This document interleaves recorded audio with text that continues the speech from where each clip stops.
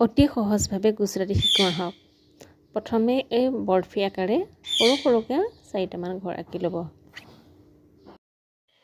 প্ৰথমতে একেবাৰে তলৰ হেৰিটোত সোমোৱাই লৈছোঁ সূতাডাল আৰু টানি আনিছোঁ।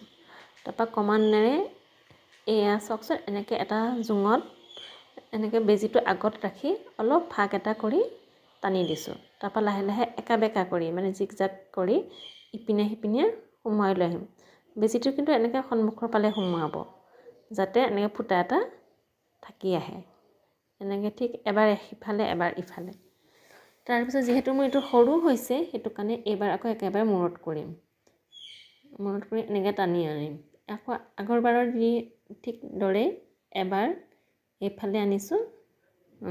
বেজীটো এটা সদায় সূতাৰডালৰ আগতে ৰাখিব, যেনেকৈ ডিজাইনটো এনেকুৱা হৈ যায়। এবাৰ তলত সোমোৱাই ল'লোঁ আৰু লাহেকৈ এতিয়া এবাৰ এটা ছাইডে কৰি যাম।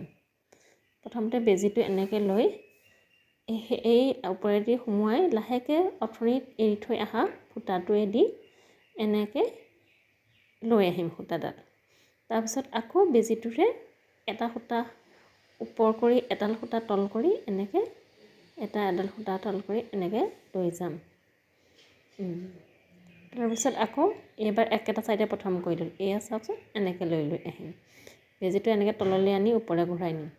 সূতাডাল বেছি জোৰে টানি নিদিব, নহ'লে ডিজাইনটো পিছত নোলোৱা হয়। মই যিহেতু এটা হাতেৰে ষ্টেণ্ড নাই, মানে এটা হাতেৰে মোবাইলটো ধৰি আছোঁ, সেইটো কাৰণে অকণমান ভিডিঅ'টো কৰাত বা কাপোৰখন কৰাটো অসুবিধা হৈছে। এয়া চাওকচোন, আকৌ এনেকৈ ধৰণে কৰি আনিছোঁ। এয়া সূতাডাল বেছিকৈ টানি নিদিব, তেতিয়া ডিজাইন নাহিব। এবাৰ মূৰত কৰি লৈ আকৌ ঠিক এইবাৰ তলেৰে এনেকৈ এডাল সূতা ওপৰত এডাল তলেৰে বেজীটোৰে আনি আকৌ এনেকৈ কৰিছোঁ।